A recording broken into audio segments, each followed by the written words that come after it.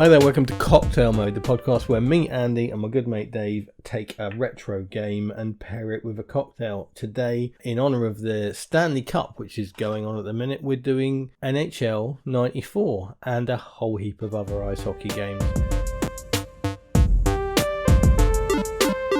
So, before I forget, on 21st of June, the Retro Computer Museum in Leicester are hosting their world-famous, legendary, awesome something gathering. I've forgotten the name already.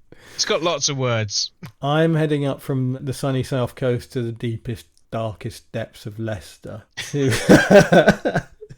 No, you're coming to sunny South Leicestershire. Oh, okay. It's pleasant here. Oh, is it?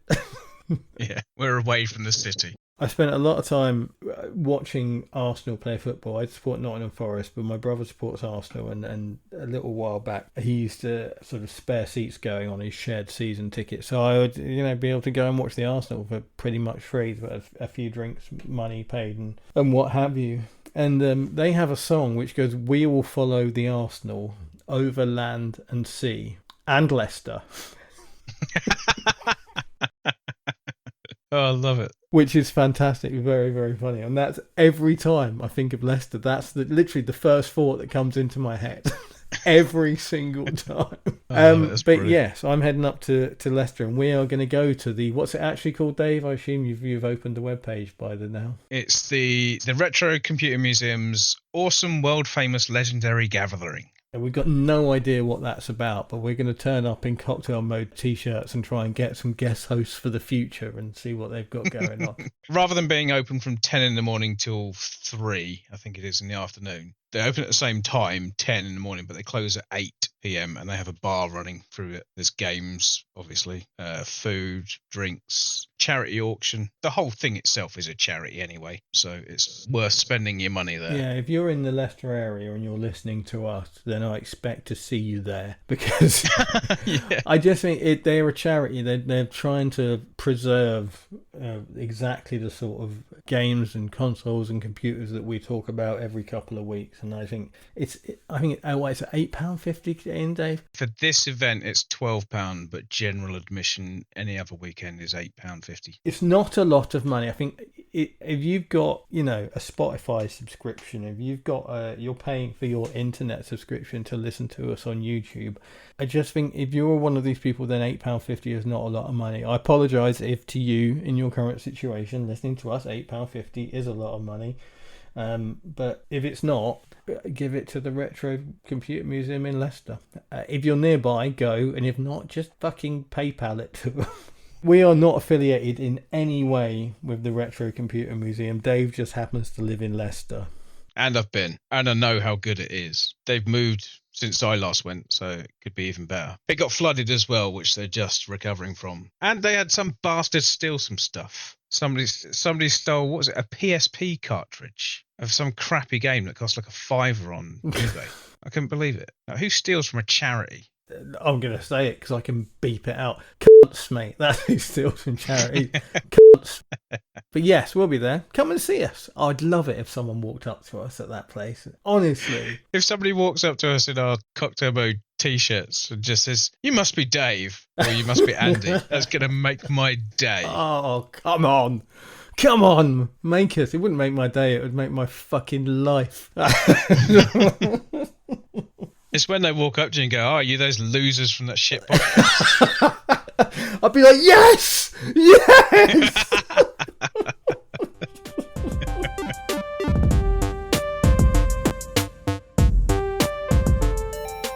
So this is our Stanley Cup episode where we are tying into the Stanley Cup, which is currently underway with the Florida Panthers playing the Edmonton Oilers in Game 3 tonight.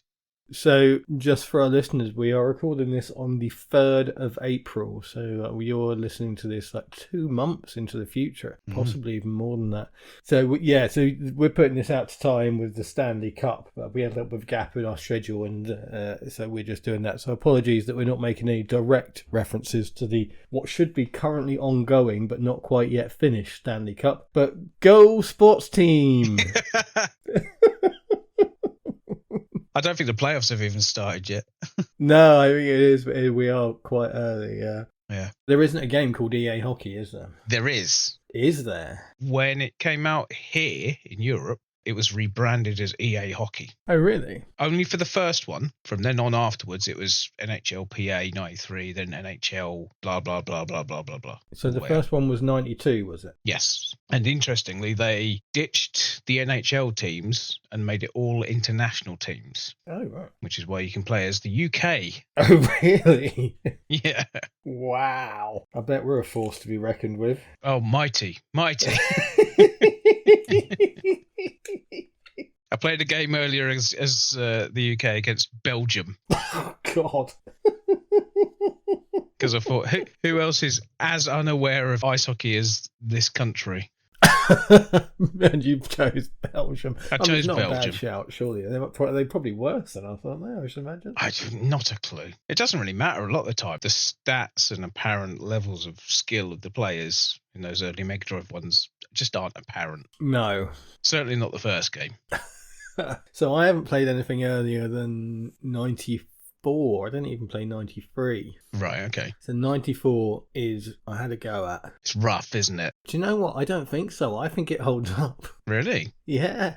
I was quite impressed. It plays now like an arcade style hockey game because it's so simplistic. It's basically 2 types of tackle, 2 types of shot and run or skate faster. I don't know what the technical term is for that. Probably a speed boost or something. Speed burst, I think. Yeah. And I'm not even sure you had that in 94, did you? Don't know. It comes and goes out of the series, weirdly enough, over time. Yeah, interesting. Like some of the mid 2000s one took it out. Like there was no way to sprint. Oh, right. Which was weird because it's something they do in ice hockey. Yeah, I've played a few ice hockey games, but I've only played over the last few days NHL 94. I'm sure I used to have 95 on the SNES. Oh, okay. And played it a lot and liked it a lot. Mm. And named all the characters after Street Fighter people. Absolutely, I did, yeah.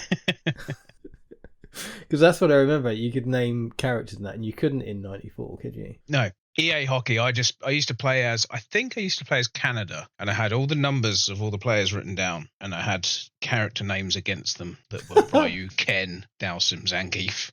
Because we should probably get it on record. You're a big ice hockey fan, aren't you? On and off a big ice hockey fan. I was thinking about this earlier. I haven't watched it in over a decade. Oh, wow. Because the Blackhawks, who I've always been a fan of, basically, when I was sort of first getting into them in sort of the early 2000s, they were consistently voted as one of the worst teams in sport. Not just ice hockey, all of sport. And they've had a very, very rocky history. Right. I was reading up on them today. They had a period where they were owned by the same guy that owned the Detroit Red Wings. Ooh. And any good player they ended up with magically got sold to the Detroit Red Wings. They were literally a feeder club. This is when there were only sort of 6 teams in the league. So they've always been this massive underdog team that have been hard put on. And something about that really touched my heart.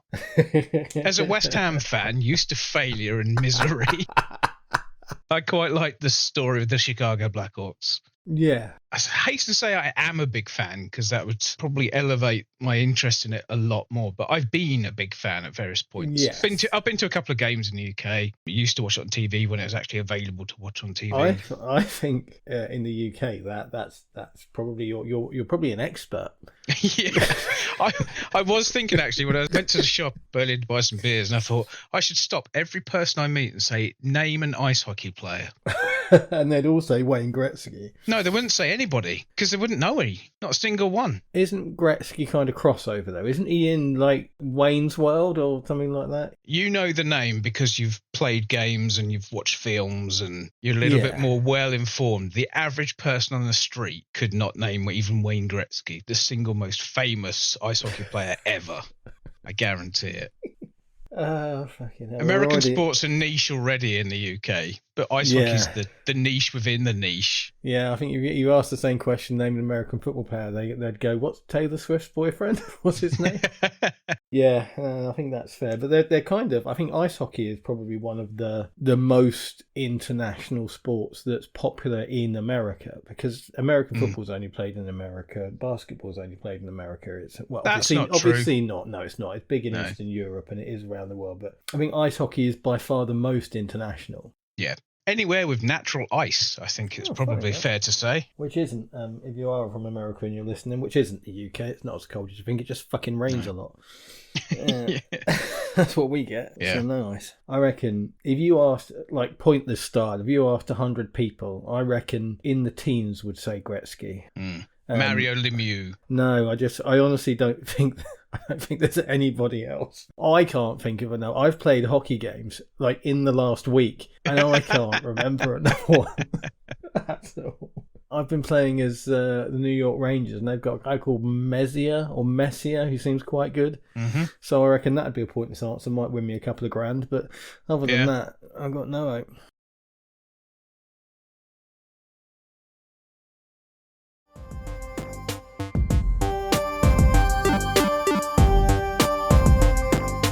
I think I will be ordering myself a NHL 14 for either my 360 or my PS3, because it's apparently like the hockey game to own. It's got like a NHL 94 mode built into it where it's sort of all world. 2008 does. Or 2009, one of the two, yeah. I did notice that the other day. So it's obviously revered. It's the one that's looked back on the most fondly, I think. Yeah, I said to you on a text, I think it's the sensible world of soccer, of hockey games. People keep it up to date, and people still play tournaments in it and that. If people don't say that NHL 94 is the best, they'll tell you that NHL 14 is the best. Oh, okay. And I think you can pick up 14 for £4 for the 360 and probably 8 for the PS3, because PS3 games are always more expensive for some fucking reason. A decade and a half outside what we call retro, but apparently NHL 14 is the one to go for, and I think I'll probably pick it up. I've been looking around, seeing if I can find it in a CEX either local to me or local to my work, and basically I can't. I'll be getting it off eBay like everybody else. While you're on eBay, have a look for the PS2 version of 2008. One of the last versions that came out on the PC, so like one of the last ones that I've played to any great degree, but I've been playing it this week on the emulator, and it's really good. I've managed to find NHL 2008 on the 360 on CEX for £1. Yeah, see, I'm not surprised. How much do you think they give you for it if you sell it? Oh, 10p? One. A penny. A penny. God, you'd go fuck off. I'll keep it. I'll use it as a coaster. The effort of walking into the shop is not worth a penny. I have worn a penny's worth of material off the bottom of my shoe. Get in here. I have consumed a penny's worth of calories by talking to you. Who would bother? Oh, God. Seriously. Just been looking on CEX. I've managed to add to my basket NHL 2008, 9, 10, 11, 12 and 13 and 14 and 15 on the Xbox 360. The subtotal for the games is £17. The total for the delivery at $2.95 each is like 30 odd quid. It's because they come from different stores. So you don't get combined postage from CX. They always, unless there's a couple of things that happen to be coming from the same store. Yeah, they don't. You can pick them up in store for free, but it's just it's an absolute fucking. I've done it once before, and I will never do it again because you have to take ID, and you go and talk to someone, and you go, I bought a game, and they go, okay, let's get them in here. I bought it online. It's getting here, and they're like, huh? And you're like, for fuck's sake! Like, here's an email that I got, and then they go off and talk to their manager, who goes, and then he look it up on his computer about what he has to do, and then he'll root around in the back for a fucking package for about a week and a half. And then he'll come out and he'll go, you got any ID? Like, are you taking the fucking piss? Okay, remove from basket. I'll have 2008 and 2014. I'll get them delivered then. So, yeah. The PS2 game that I want which I played a little bit of and thought was quite good fun, was NHL Hits. Oh, okay. Wasn't Okay. NBA Hits like the spin-off of NBA Jam? Yeah, so it's one of those things. It's like it's Midway again. So it's basically, so Midway did NBA Jam and they did this NHL, what's it called, 2-on-2 Open Ice Challenge. Yeah. And then NHL Hits 2002 and 2003. They were PS2 era. I think the second one is on the GameCube as well. But they're really good fun. They play because basically I thought, the EA Big series, so like SSX and FIFA Street and all that sort of thing. Yep. I was like, oh, they must have done a nice hockey game. I'll give that a go. But they didn't. They did, they did basketball. They did American football. They did soccer. They everything. missed such a trick there because there's street hockey as popularised in Clerks. When I say popularised, 5 people watched that film. I think Clerks is pretty popular. I'd like to think it's more popular than it probably is. The people that I talk to who remember it fondly. Yes. Good segue, Dave. Thank you for that. Mallrats. There's something about hockey and Mallrats, isn't there? He plays a version of hockey right at the very, very start when they're in bed, waking up from the night before. He just instantly unpauses his game that he was halfway through. And that's when Shannon Doherty's character splits up from him and fucks off.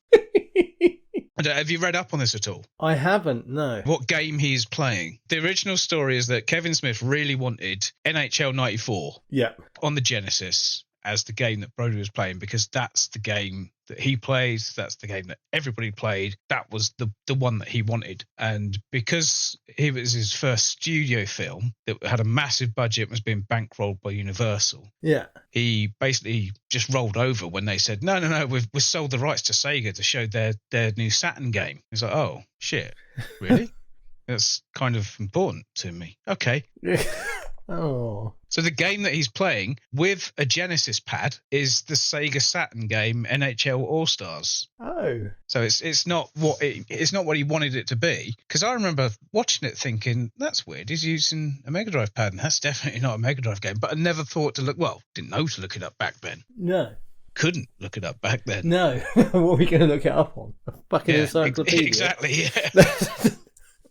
I tried to get a Saturn emulator. Found the game instantly, no problem. Working Saturn emulator, could not find one for love nor money. Wow. So I think I might just buy a Saturn.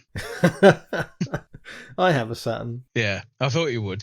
I bet you haven't got that game, though. Probably never came out over here. No, very unlikely. I think it was actually mostly the Japanese stuff that didn't make it to the West, rather. I think quite a lot of stuff that came out in America came out in the UK as well. So what was it called again? NHL All-Stars. NHL All-Star Hockey, it turns out. And it must have been brand new, because the game came out in 95. The film came out, I think, the same year. It did come out in the EU. Oh, okay. To eBay with me. Let's have a look. I can get it for a tenner, free delivery. With the manual. I mean, it might be complete shit, though, right? Jason Lee's character in Mallrats liked it, so... Apparently. I mean, it cost him Shannon Doherty, so it must have been pretty good. Yeah. He wins her back. Oh, of course he does. Better film than it gets credit for, Mallrats. It is. The review in Next Generation stated that it isn't the worst hockey game ever. It's just the most disappointing. I mean, ouch. That's scathing. Imagine if it turned out that guy who reviewed it was the dad of the developer. I'm not upset. I'm just disappointed. Sorry, I've just gone down a bit of a rabbit hole and I clicked on the name of the developer as I was saying that, and it turns out he developed Techno Cop, which we've mentioned before. Which is really interesting, and a lot of awfully shit games, so I think that probably is quite bad. Yeah. Oh, Fiendish Freddy's Big Top of Fun. Do you know Fiendish Freddy's Big Top of Fun? No, it sounds like it's just like Five Nights at Freddy's or something. No, it's I think it's sort of mostly an Amiga game, and it's one of those Amiga games that came out that made me go, yeah, the Spectrum's quite old now.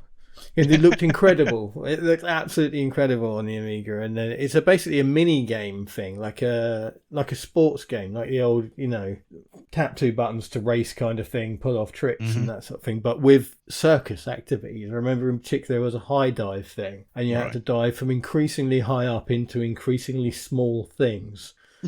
Okay. And it ended up you diving like a cup. Yes, and I think the final thing you dived into was like a glass of water from fucking God knows how high up.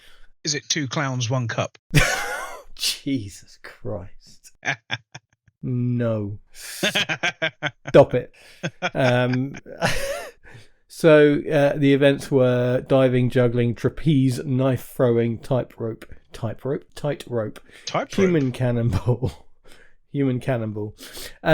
So yeah, a weird cross section. It was decent on the Spectrum, but I just remember looking at the Amiga version and just going, oh Jesus Christ, it's 1990. This thing is old now. I think I bought it for my Amiga for that very reason. But yes, anyway, that guy who developed that went on to develop NHL All-Star Hockey on the Saturn.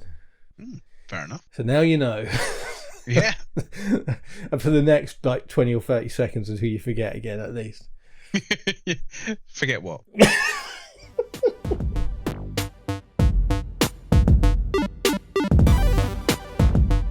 Did I not try hard enough, or is there no full season mode in NHL 94? I don't know. I didn't play enough of it. Yeah, because I think you can just play, because it says regular season, but it just seems to be a match. I think that could potentially be more the rule set. Yeah. Than anything else. Or if you play game after game after game, maybe it keeps track of it. I don't know. The later ones have what they call dynasty mode, where you do all the player transfers and people level up and you get new players coming and you can trade and things like that. But yeah, 94 I glossed over quite quick.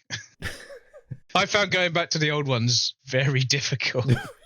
I think that's the thing, because I say, having played 95 a lot back in the day, I used to play a good amount. And finding out how sort of not hated it is by fans, but basically ignored by fans is what it is. I find it a little bit odd, because it's actually a really good game. And it's still really good now. I think it's just... And I didn't even think... I'm no expert, but I didn't think it was that different. But...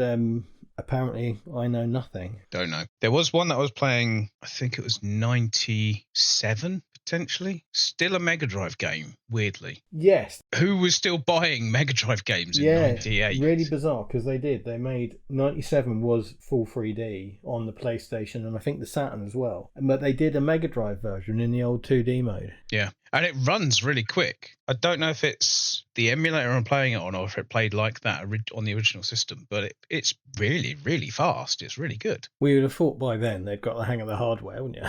Yes, well, you'd hope so. You really hope so. But yeah, 94, it was interesting because 93, the SNES version was awful. So the two versions, the Mega Drive, as we call it, and the SNES, the 94, they're almost identical, and I played them both, and I preferred the SNES. Yeah. But I think it's I don't know why. It seemed to be a bit wider. It seemed to have a bit of a better field of view about it. But 93, apparently, with the SNES version was completely half-assed. About half the frame rate. No, you couldn't set lines or anything. It was really rudimentary.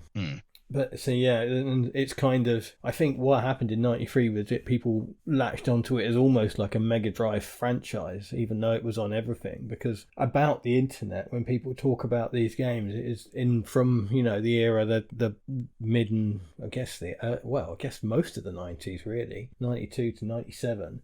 It's kind of talked about as obviously a Genesis game, because most of the people playing it are American or Canadian or both. No, they're not going to be both.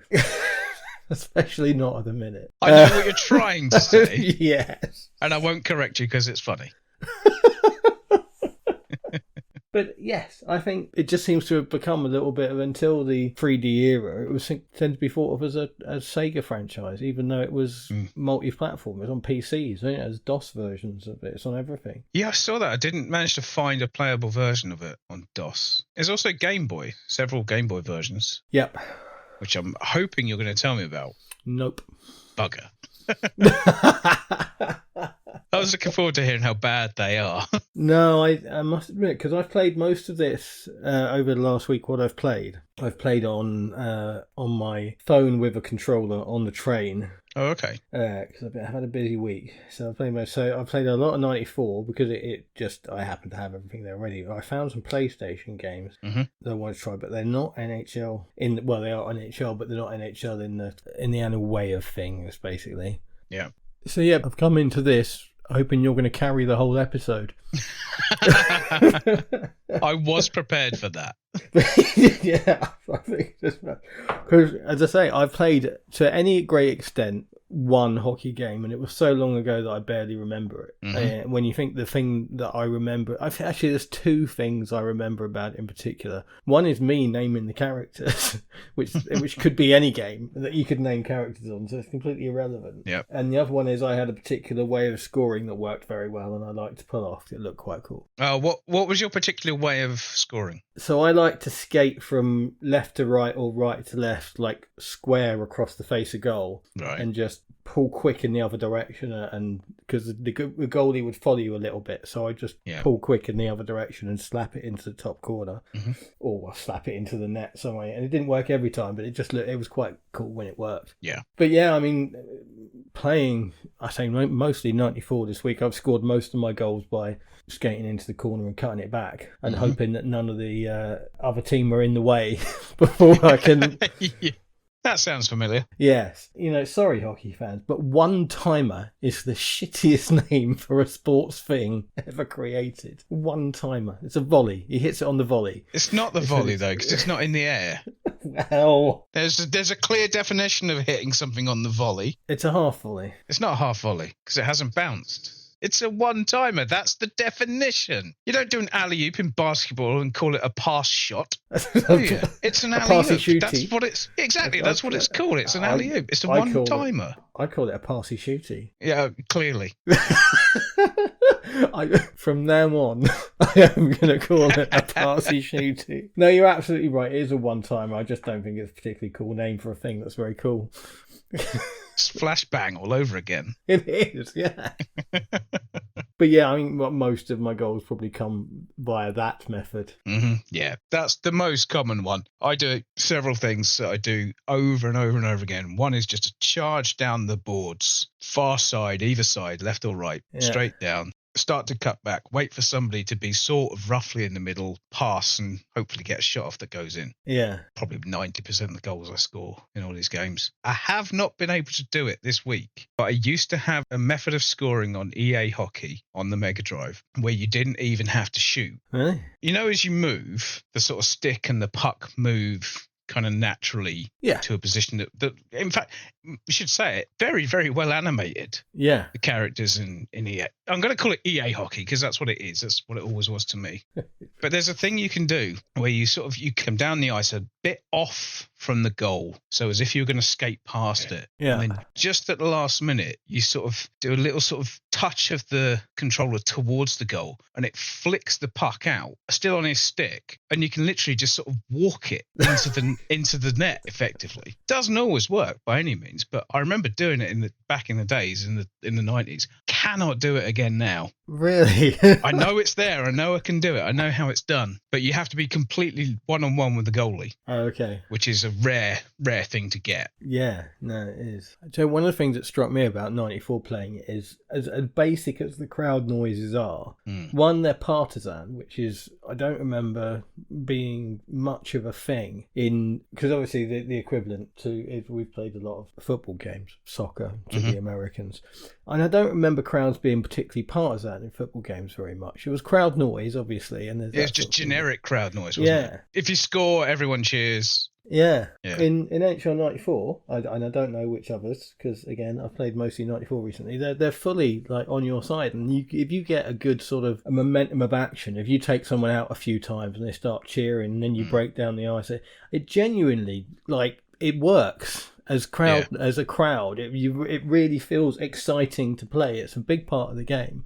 That I don't think, God, this is weird. I was talking about sound early on in the podcast. We haven't forgotten about it. You mean at all? But I think it's a huge part of how good that game is. It's really cool. I was really impressed by it. Yeah, there's some really interesting touches on the Mega Drive version. Found a lot of the sound not painful to listen to, but very much of that sort of old 16-bit era sound where you think, that's not a pleasant noise to hear repeatedly.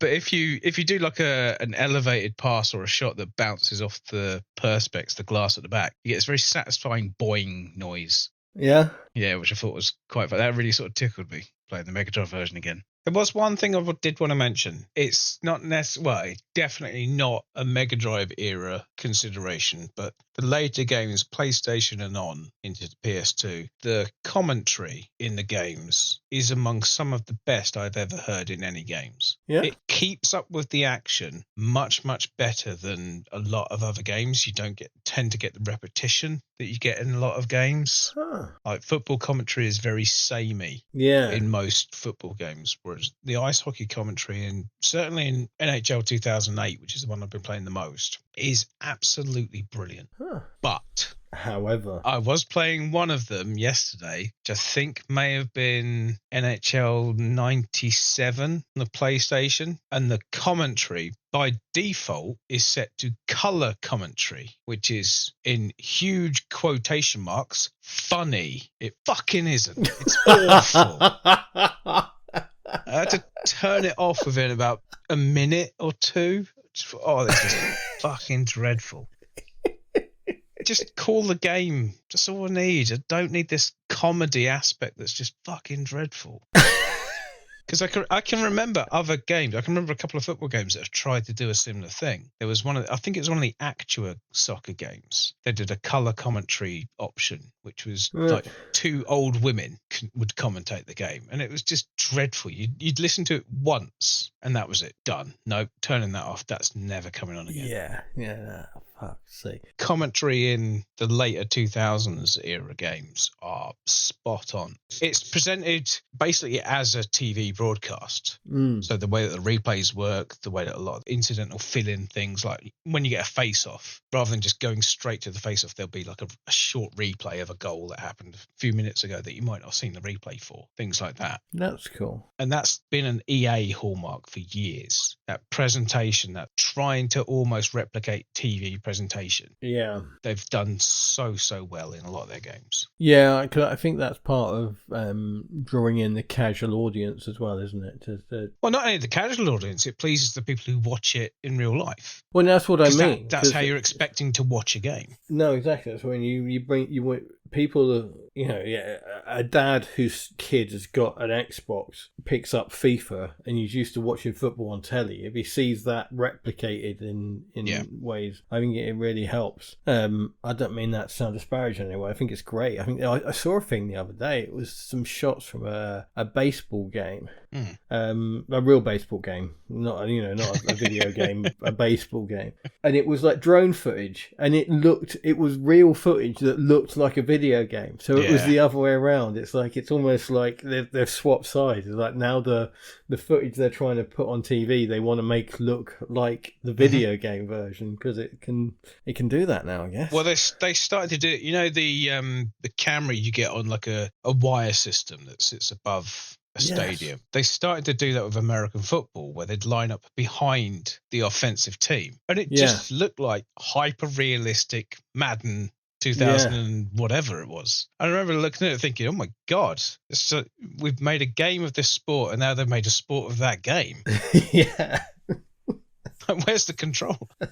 No, absolutely. Yeah. But I think that's a testament to the cultural importance that these games have, where they feed back into the medium that created them. I don't think there is any argument that the biggest crossover games when I talk about crossover, I always mean crossing over into the mainstream. It happens occasionally with quote unquote real games, like Tomb Raider crossed over into the mainstream. That's even more recently, similarly, Uncharted was kind of, it broke the thing. The Assassin's Creed games basically almost sort of broke that barrier between games and popular culture. And I think the sports games do that on a regular basis. But the weird thing is the people who play those games aren't interested in any other sort of game. Yeah. Like a football fan will buy always. FIFA and play FIFA. No, not always, but I think on mass, like the audience for the latest FIFA game, the number of copies sold is enormous, and then it's absolutely ridiculous compared to what the most popular, normal, other, real, I don't know what the right word is, video game. And I guess in America the Madden, we have FIFA, America has Madden, and it's just like I think the crossover is enormous, so it's really in their interest to create an experience that's recognisable. And I guess in the case of American football, you only need to play it for 6 minutes as well, which is nice.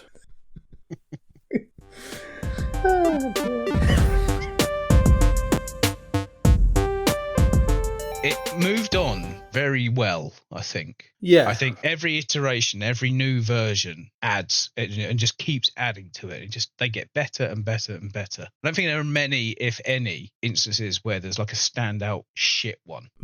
Like there's always something new. They're always trying to push it on. Remember after having the Mega Drive version, I went to... I think actually the next version I had was on the PC. I think it was NHL 99. All right. Because I can remember having that. Bought it for like £1. Like the year it came out probably as well. Yeah. Pre-owned on a shelf. Nobody wants it.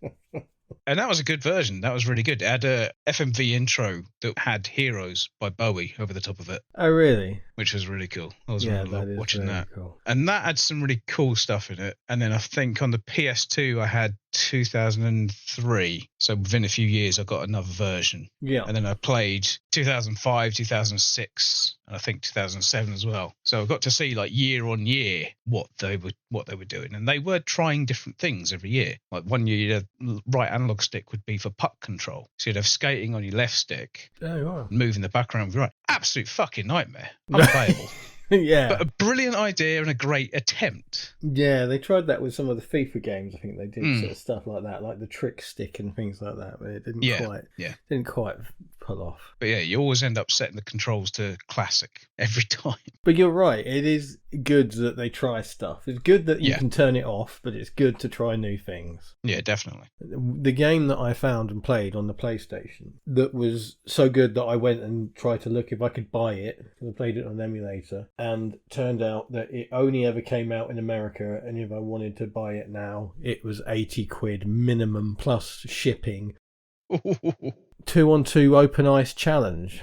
You know that one? I know of it. I haven't played it. Yeah, so it's basically hockey NBA Jam. Yeah, I was going to say that in the mid-90s there was an attempt to make an NBA Jam version of every sport. Because the format was so good, and so people thought, oh, this is really good. Let's do it with hockey. Let's do it with American football. Let's do it with soccer. Let's do it with everything. Yeah, it's really, really good fun. Like, really good fun. And I will. It's one of those things I'll keep an eBay watch on just in case someone happens to list it for a stupidly low price, and I can just snap it up. Yeah. There's not much more to say about it other than it's NBA Jam, but with ice hockey. NHL Jam. Yes, and it is. It's not 2-on-2 either. It's 3-on-3 because there's a goalie as well. So even the name is a lie, but it's still well worth your time. I would encourage anybody to get it on an emulator and play it, because it's not worth £80. The reason why I think it's quite entertaining that in Mallrats he's playing a different game than he wanted to on it is because my big hockey film thing is Swingers.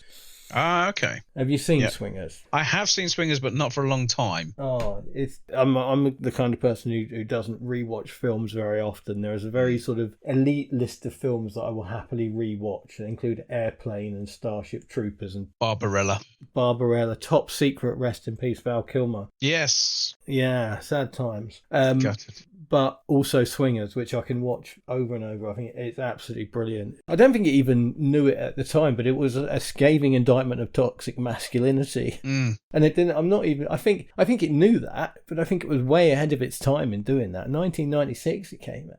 And this is fully in the depths of toxic masculinity. It's a very young Vince Vaughn, isn't it? Yeah, young Vince Vaughn, young what's John his face? Favreau. John Favreau. Yeah, John Favreau Yeah. directed it. No, he didn't direct it. He wrote it. Doug Liman directed it. He went on to direct the first Bourne film, and lots of great action films. Really great script. Really, really funny. Good film about having good mates. And I was looking for a cocktail from it to put in this, but he only really drinks martinis, which is way too generic. And Trent is one of his lines in it. He goes, "Oh, just get me a neat Glen, any of the Glens."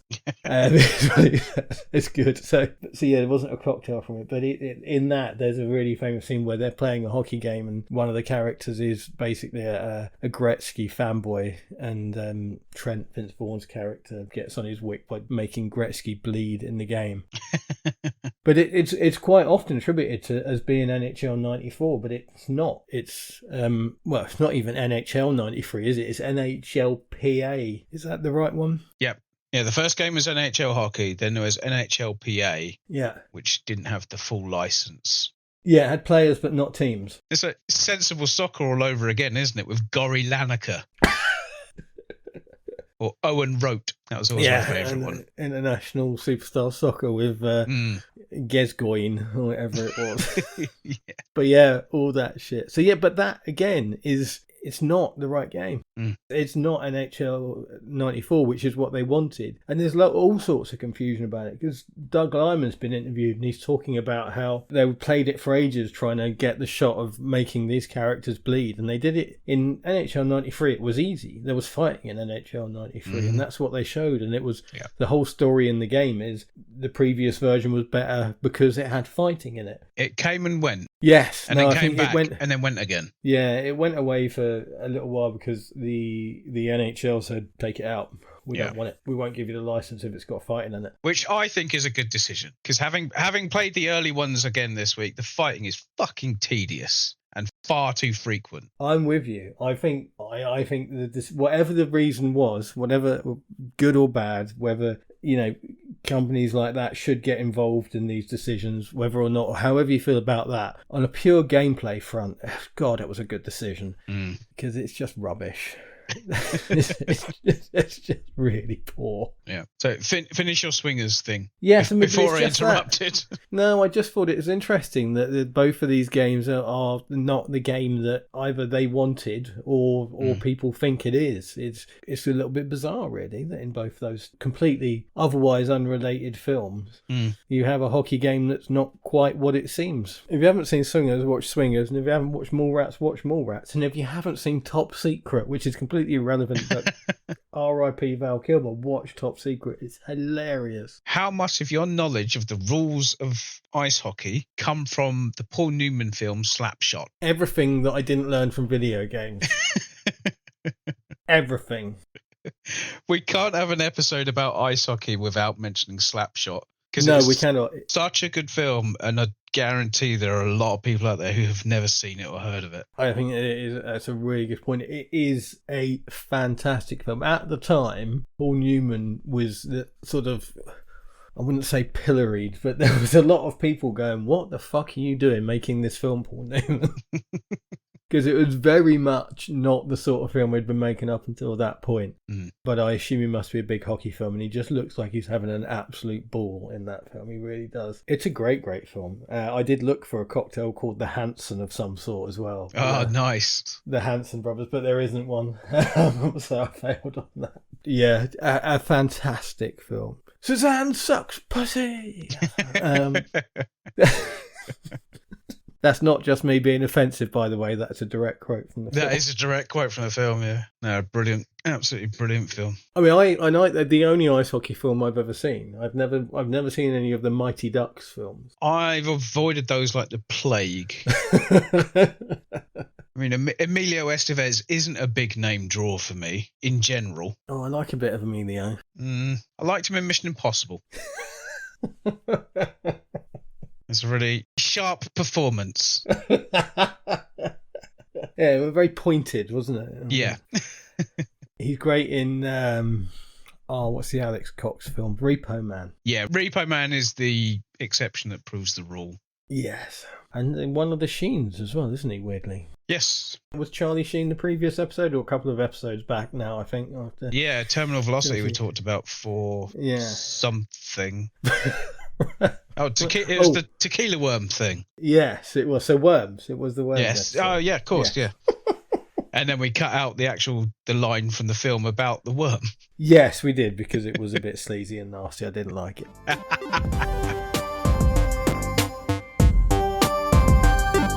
So other than the NHL games, have you had a go on any other ice hockey games? Well, I tried to get the Saturn emulator running and have a look at All-Star Hockey, which didn't work out at all. And no, because much like Pro Evolution or FIFA, the EA hockey game is my hockey game. Yeah. But I've picked that one. The other option is 2K, and I've never even seen them, which is weird because I'm on the 2K side for basketball. They did a really good baseball game, which I've never really found another one that I like. So yeah, it's odd. There's always been that sort of tying back to the old Mega Drive EA hockey that I can't come away from. Did you ever play Mutant League hockey? No, I had Mutant League Football on the Mega Drive, which was brilliant. It's basically Blood Bowl. Oh, right. So you got fantasy creatures and characters like skeletons and things that get smashed into bones when you tackle them too hard and things like that. That was a brilliant game. It was really good. But Mutant League Hockey, I assume, is exactly the same but with ice hockey. Yeah, a spin-off of Mutant League Football. Pretty much the same. You could bribe referees or cause the puck to explode. Sounds about right. Yeah, sounds like good fun.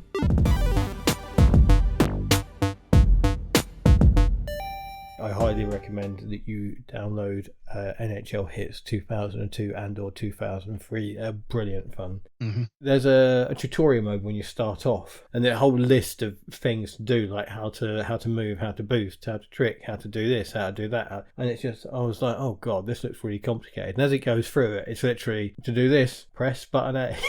It's literally, it's not in the tiniest bit complicated. It's really good. It's got some really cool animation bits where you can like protect the puck, and you literally just sort of skate over it and kick it out with your skate, and then pick it up the other side, and it just protects it from being poke checked away from you. It's really quite smart. It's got a deek, whereas if someone comes in with a charge, you basically sort of just spin off around them. And very much in that kind of, as I said, what was the EA big theme of things, but not. Really, really good. Lots of weird special teams and characters and things that I didn't play enough of it to see, but yeah, it's a really, really fun game. Really, so because I've always loved those arcadey, the NBA jams, the Street series. That's what it was. The EA Big did all this NFL Street, NBA Street, and this is basically the ice hockey version of those. Give them a look. Get them on the emulator. Give them a look. You'll have a lot of fun with them. Just don't be, if you're a big hockey fan, just don't take it too seriously. You'll have a blast. But also, forget that I said anything, because it's 4 years outside what we call retro. You do raise an interesting point, though, with the sort of the arcadey, fun, changing the rules side of things. I've always wanted ice hockey to be a sim. Yeah? Yeah, it's one of those sports that I want to play the real thing. Like baseball. I don't want to play a jokey, cartoony version of baseball. Although, having said that, Baseball Stars 2 on the Neo Geo is one of the best sports games ever made. Yeah, I'm sure that will get an episode at some point. Oh, definitely. But I want to play through a proper season. I want to, I want my team to go on and win the real thing there is to win. I want to do it in the right way. Sports games, in a lot of cases, have been how I've learned the rules of games. I can sit and watch baseball, understand all the rules, know exactly what's happening because I've played baseball games. A lot of what goes into a game, because it can't be misinterpreted, it won't let you do anything outside of what the real rules are. Yeah. It's a really good way to learn the rules of any game. Yeah. Like icing and two-line passes in hockey. Sorry. Yes. Ice hockey. I would have had no idea watching an actual match what those rules were. No. But I can sit and watch a game now and just get it instantly because of playing it a lot on video games. weirdly enough, the Mega Drive version of the original had stricter rules than a lot of the other versions. Oh, really? They do give you the ability to switch between proper NHL rules and then the more sort of arcadey experience. So no icing, no offsides, fewer or no penalties. And I've always found a mix of the two is the best sort of middle ground. Yeah. But the rules and the way the rules work seem to have come and go throughout the series' history.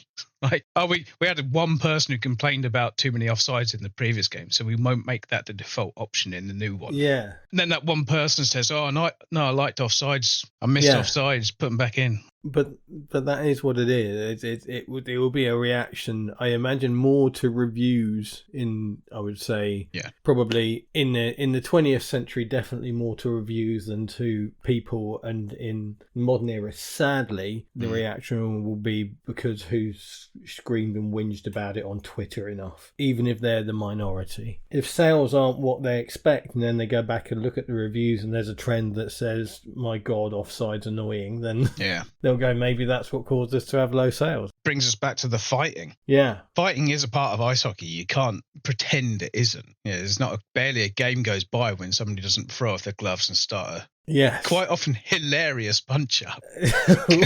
You're on skates, you're on ice. It's not the most stable environment to have a fight. So they're holding on to each other for dear life. Yeah. And then occasionally throwing a punch. But the game itself is brutal enough. You don't have to have a fight.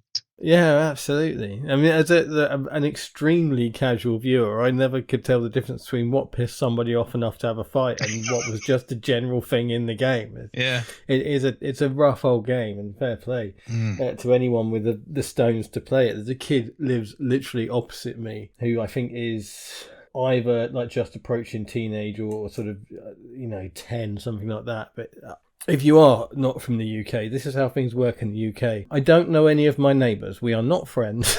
This is not how life works. Yeah. I will nod to you because I recognise you because you live near me, and that's that. The only time I ever interacted with you is if I have taken a parcel in for you, which I expect you to be greeted like I have saved your life. So their dad comes over and collects a parcel and starts telling me about how it's a new hockey stick for his kid. His kid's a goalkeeper in an ice hockey thing, and they travel like literally, it sounds like, around the country. Because this guy is Canadian, he doesn't know the rules that we don't speak to each other just because we live near each other. He's friendly and polite. Yeah, exactly. He's a nice He's human the being. wrong kind of polite.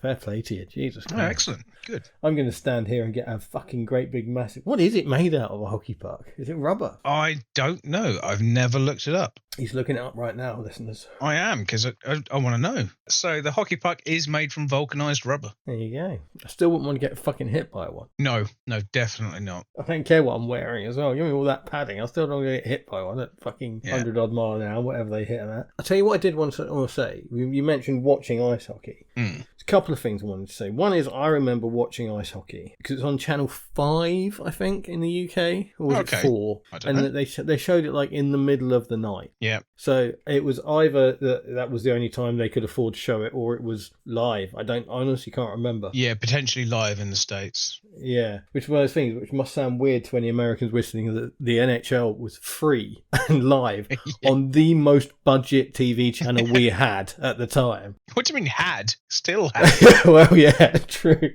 I mean, it's like half a step up from a shopping channel, Channel 5. It really is that shit. And yet still, nobody watched it, nobody gave a shit. But this is a time in my life when I was out a lot and going stuff, so I'd quite often come home and it would put it on and, watch some ice hockey. But this was in the era of CRT TVs. And I remember distinctly, you basically had to guess where the puck was most of the time. Yes. I've had this conversation before.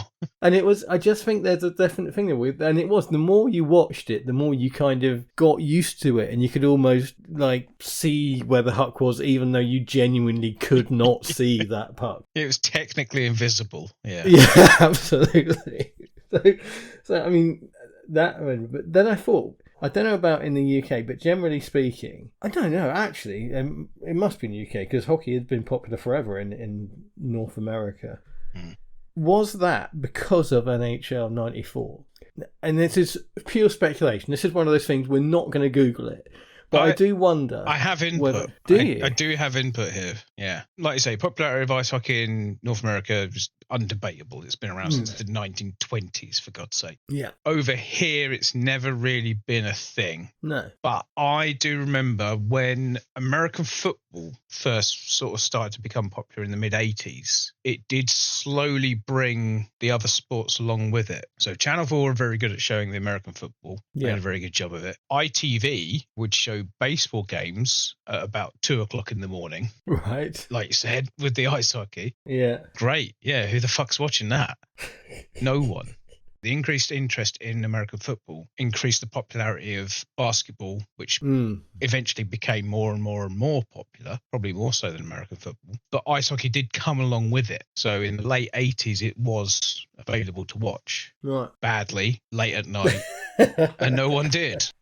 So what's your earliest memory of ice hockey in any form? That's a good question. I honestly don't know. Because I've got two. I think that maybe like a trailer for the Mighty Ducks on a rental VHS. Oh, really? Okay. Might be, and I don't know when the Mighty Ducks was. Early 90s? I think that might be it. I think I've seen you Googling. When did Mighty Ducks come out? 92. There you go. So I think that's probably what it was. I think a trailer for the Mighty Ducks were on like the VHS of something better. Die Hard 2. Yeah. I haven't seen the Mighty Ducks. It might be a brilliant film, but it might be. I'm pretty sure it's not. But I think that's the first sort of time I knew that ice hockey even existed. So what would that have been? I would have been 17, 18. Which again, if there's any Americans listening, that must just sound weird. Didn't know that ice hockey existed until I was like you wouldn't, a fully grown adult. How about yourself? There's two, and I don't know which came first, because I think they're both from around about the same time. So early 80s, possibly as early as 82, 83, I saw a film called Animalympics, which was an animated animal version of the Olympics. Right. Came out in 1980, and it was directed by Steven Lisberger. The idea behind this was that they would make a small snippet, like a few minutes long, of a sport, and during the 1980 TV footage of the Olympics in the States, they would cut to the Animalympics as this fun thing. Unfortunately, the 1980 Olympics were in Moscow, and the USA boycotted them, which the Soviet Union then did 4 years later when it was in LA. Yeah. So they were left with this film, or loads of like little bits of a film, that they thought, what the fucking hell do we do now? So they edited together and made a feature-length film. And I loved this. I had this on video. Like early days of video. Yeah. And to this day, I can remember some of it. And the ice hockey section of it is brilliant. It's absolutely fantastic. It's dogs versus bulls, if I remember right. But it's a very clear, like, the American underdogs versus the Soviet machine. Yes. Because the Soviet Union were the team, the international team to beat. Yeah. Back in those days. And it's brilliant. It's a great film. I'd highly recommend, if you can find it anywhere, let me know. Because I'd love to see that again. I mean, how hard have you looked? Not at all. So I will look now. Yeah, that's a really, really fond memory. But the other one is, you remember mostly in arcades, you used to occasionally get a pool table or a table football game or an air hockey table, which is something we haven't really gone on to yet. No. But there used to be like a plastic domed table football version of ice hockey. Do you remember this? Got a vague memory now you say it, actually. Push the players back and forwards and rotate them to literally rotate them on the spot to hit the puck. Yeah. I'm looking at one now on eBay. It's like $5,000. Fucking hell. You could have walked into an arcade in the early 80s and said, give you 20 quid for that. Yeah. And they'd have given it to you. They'd have helped you load it into your van. That machine that no one's playing over there. Exactly, yeah. That thing that no one touches anymore. You can walk away with it, mate, right now. Yeah, I remember that. With no knowledge of the sport at all, I can remember playing that. There's one more thing. Just one I more like thing. Columbo. Come on then. Yeah. There is a game I want to mention. Haven't bought it yet, but I'm going to. Right. It's a game on Steam called Tape to Tape. Oh, okay. It's in early access and has been for 2 years, which isn't the best start, I've got to say. No, I would call that concerning. Yeah, but it's what looks like a cel-shaded management game. Oh, okay. But it's a bit of a roguelite with very, very random teams. It might be post-apocalyptic. There's a lot going on. Right. Which I don't think you'll get from the video, but it looks nuts. Cool. It might be awful, but I'm going to give that a go and have a look at that. That looks quite good fun. Yeah. The developer is called Excellent Rectangle, which is a great name. That is a great name. Yeah, I love that. Just for that alone. I was going to say, they almost deserve your money just for that, don't they? Yeah. I thought you were going to say then, when I was digging around, I found a game I've seen called Super Blood Hockey. Oh, yes. Yeah, I saw this as well. I've not bought it. Annoyingly, it was it's a one-person development team. So I think they probably deserve my money. At one point in time, it was free on Itch, and Itch is where you should buy all your PC games, by the way. Just to reiterate that point. But yes, Super Blood Hockey looks quite good fun. Side on rather than up and down, and sort of that kind of new pixelated style that things have, where I think it looks quite good fun. I might have to give it a shot. I can't say any more than that, other than to try and promote it because I do love a single person developer. Where's the reviews? Very positive from 823 reviews. Looks really good fun. I thought of something else. When was it I mentioned Lawnmower Simulator? April Fool. April Fool's episode, Lawnmower Simulator. There is Zamboni Simulator. Fantastic. I saw on Steam. I love it. Yeah, brilliant. And which is a word that I only knew what it meant very recently. I would say within the last 2 or 3 years, I knew what a Zamboni was. Didn't know what a Zamboni was. Absolutely, yeah, completely passed me by. Yeah, Zamboni Simulator, Spirit of Codemasters. Fantastic. That has just reminded me of something I must say. One thing I've known about for a long, long time, but I don't know if you'll have ever heard of it. You know when fans go to watch sport, they sometimes do things that to the layperson would look a bit odd, like Italian football fans who throw flares. Yeah. Lit, fiery chemical flares that will burn and kill you. Yeah, they've launched those into the stadium. I forget who was it, but Man City have stolen the celebration where most of the stand turn around and don't watch the game. Oh, yeah, that's just because they're leaving. Because they're bored.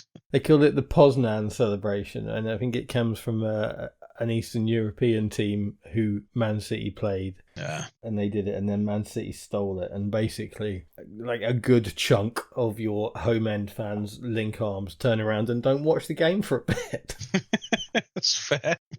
I sat through 120 minutes of Forest's FA Cup semi-final, the quarter-final, the other day. So, I can understand that reaction. Fucking hell. Anyway, sorry, you were saying? Since 1952, April the 15th to be exact, he says, reading, fans of the Detroit Red Wings, at the start of every game, throw a dead octopus onto the ice. Have you ever seen this? No. I didn't think you would. No. I mean, that's a waste of good food. I'm not going to tell you why. I'm just going to leave it there.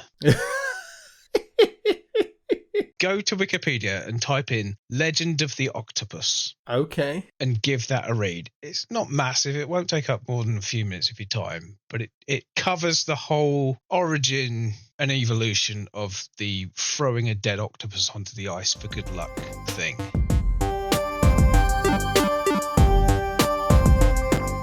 What cocktail have you got for us today? Well, I couldn't find anything that I was happy with at all. And the more and more I thought about it, I thought, I know why I can't find anything that I'm not happy with, is because I think of EA Hockey, which is ostensibly the game I'm thinking of when we talk about this. I don't think of it as a cocktail. much like when we were talking about Tony Hawk. Yeah. Tony Hawk is not a cocktail, it's a beer. Yep. It's a sit at home, drink a beer, watch hockey. You don't drink a cocktail to go with hockey. You don't go down that route. Fair. So I'd struggled for quite a bit, but I thought I could at least get a pun in there. Yeah. So I found, because I typed in the word puck into Diffords, the Freddy Fudd Pucker, which I only mention so I can say Freddy Fudd Pucker. I fucking love it. I laughed for a good minute at Freddy Fudd Pucker. I don't know why, it just really tickled me. Basically, it's a variation on the Harvey Wallbanger, which you mentioned in a previous episode. Yeah. And it's invented by the guy who invented the Harvey Wallbanger. It's just a variant of it. It does sound quite nice. I'm going to give this a try. It's a double shot of Reposado tequila and then 100 ml of orange juice and 15 milliliters of Galliano. So it's not entirely complicated, but that sounds quite nice. So it's a tequila and orange and a bit of Galliano. It's basically a tequila sunrise without the grenadine, I think. So that's definitely worth a mention. But the cocktail that I ended up going for was, and it made me laugh when you mentioned it just a little while ago, the Zamboni. Oh, really? I can't remember where. It was in possibly an American sitcom, possibly Friends or something like that. I can't remember what it was, but there's a joke in something that I've seen where one of the characters in a show or film mistakenly thinks that the thing that resurfaces the ice in ice hockey is called a zucchini. And I thought to myself when I watched it, and I still think to myself now, if you told most people the thing that cleans the ice between periods or whatever in an ice hockey match is called a Zamboni, half of them would look at you and go, fuck off. It can't be. You've made that up. That's a stupid name. That sounds like a vegetable. And if you look into it, the Zamboni ice resurfacer was made by a guy called Zamboni. That's where the name comes from. Yes. I happen to know it's one of those things like Hoover. Yes, yeah. Isn't it? It's named for the person who created it rather than what it is. Yeah. One of the things I really wanted to talk about, we never really did, was the incidental music you get in between the action in ice hockey games, because it's repeated so well in rollerball. Yeah. Whenever I play an ice hockey game and there's like music in between action, I think of rollerball more than I think of the ice hockey game I'm actually playing. But this doesn't sound too bad. It's not entirely my normal thing because it's whiskey and fruit again, but it's 2 ounces of bourbon, half an ounce of simple syrup, 2 lemon wedges, 8 mint leaves, crushed ice, and a mint leaf garnish. So there's not really a lot going on there. It's whiskey with a little bit of simple syrup and some lemon. Yeah, a bit whiskey sourish. Yeah. But the mint, I mean, that's a lot of mint. Do you muddle them? You do muddle. Yeah, so you'll taste that. Yeah. Interesting. Yeah, I'd give that a go. I'd have a look at that. Yeah, that's because bourbon's a bit sweeter anyway than a whiskey, isn't it? It is. It's smokier, sweeter. It's Yeah. So yeah, but I think that I'm intrigued by the mint and the bourbon. Interesting. Yeah, I've got those things. Mint grows in the garden. We have what we call pond mint, but it's actually called water mint. It grows out of the pond. Yeah, fair enough. What am I going to do? Yeah. What else do you want? Does what it says on the tin. Yeah. But no, I'm intrigued by that actually. I've gone for because this is our Stanley Cup episode, I've gone for the Stanley cocktail, which appealed to me because it actually sounds quite nice. There was a few that came up that I think, what did I find? I found a slap shot, and I found a few different cocktails, and quite a lot of them I could have made as well, but they just didn't sound very nice. I mean, there was one, it might have been a slap shot, might have been another one, but it's like when the ingredients start with double cream and Baileys, I'm like, no, that's not for me. No, that is absolutely not for me. Not a fan of cream, not a fan of Baileys. No, right? So it's actually called the Stanley cocktail. Quite often when something's got a single word name, it has the word cocktail after it. It's quite simple. It's got your old mate grenadine in it for colour. 1 drop. Interestingly, the recipe that's on Difford's now is different from the recipe in my 16th edition of the Difford's book. Oh, okay. I have the Difford's cocktail book, and I've taken to, sort of, not deliberately, but because I'm up in my office looking up cocktails or on my phone on the train trying to find stuff. When I actually go down to where all my drinks are, that's where the cocktail book is. So I'll look it up in the book and find it, and it's a completely different recipe in the book. So the one I tried both. I think I preferred this one. So the one that's on the website is 30ml of basically Bacardi, 25ml of gin, 15ml of lemon juice, and then a teaspoon of grenadine syrup and a teaspoon of sugar syrup. Simple as that. I found that a little bit sweet, but other than that, it was nice in the other one, which the other one's really punchy. And I'm thinking, when I saw they were different, I thought, this is a bit punchier. So I might go for this one, just because ice hockey is a bit of a violent sport. And 45ml of rum and then 45ml of gin on top of it is not taking any prisoners, but it's just not as nice. So if I remember right, I don't have it in front of me, but I think the other recipe is 45ml of rum, Bacardi white rum, 45ml of gin, and 15ml of grenadine, and I think 15ml of lemon juice. And it's just not as nice. It's too sweet.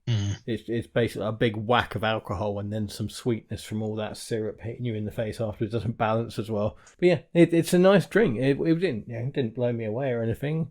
But it's a nice drink. Particularly the current recipe on Difford's is nicely balanced, and I can drink a few of them. It's very tasty. And basically, as you say, it's difficult when it comes to. I'm 100% with you. The reason why we always struggle when it comes to sports games and cocktails is because sports and cocktails don't mix. It's just bizarre. It is.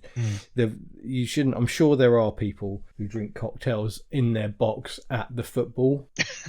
They're wrong. There's probably an equivalent in ice hockey. They're wrong as well. You should be drinking beer. Yeah. But anyway, it's a good cocktail, and it's got a tenuous link. The Stanley cocktail.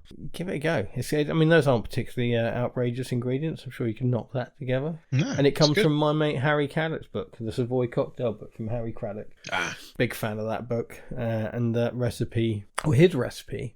So all the Harry Craddock recipes are basically broken up into 3/3. That's how his recipes go. So you have a cocktail glass, that he calls, and it's always into thirds. And his is a third of rum, a third of gin, a sixth of grenadine, and a sixth of lemon juice. So that's very much the other version that I didn't think was particularly nice. Sorry, Harry. Sorry, the ghost of Harry. Yeah, sorry, zombie Harry. Don't mean to offend you. You're normally my absolute go-to, but I just thought it was a little bit simplistic in that. Fair enough. There we go. What game are we supposed to be doing next? System Shock. Are you sure? This was originally due out to go out on the 24th, which is towards when the end of the Stanley Cup will probably be. But it will be underway by this point. Yeah. That's for sure. With the Florida Panthers against the Edmonton Oilers. Go team! Next time out, we're doing System Shock, and probably System Shock 2, because this episode is to tie in with the release of the System Shock 2 remaster. And these are games that I've never played, so I'm going to look forward to playing them between now and then. But luckily, we've got a guest host coming along who's going to basically fill the gap in my knowledge. So that should be really good fun. So please join us for that here on Cocktail Mode, where gaming, like alcohol, is in our blood.